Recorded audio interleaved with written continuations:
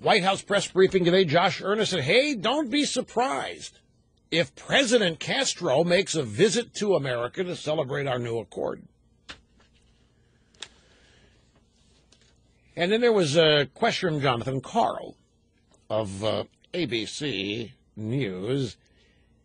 Jonathan Karl said to the press secretary, Josh Earnest, hey, Josh, if engagement works when you're dealing with a country with a bad human rights record like Cuba, or a country that behaves poorly, why not North Korea? Which is my question earlier. Hey, if we're going to lift the sanctions on Cuba because it's going to improve relations and improve the plight of the people, why not lift the sanctions on North Korea? Jonathan Karl asked the question. There was in place a policy to try to compel the Castro regime to change that record by isolating them. And the fact is that policy failed because the Castro regime remained in power and continued to take steps that oppressed their people. It's time for us to try a new strategy to get the Castro regime to better implement policies that don't oppress the basic universal human rights of their people. Right. Our concerns about North Korea's behavior certainly include their deplorable human rights record, but they also include other things too.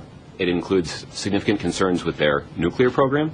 Our concerns with the regime in North Korea are different than the concerns that we have with Cuba. Well, okay, so Cuba policy failed, and now it's time for a new strategy to get the Castro regime to implement better policies that don't oppress the basic universal rights of their people. Somebody tell me how that's going to be the result of this?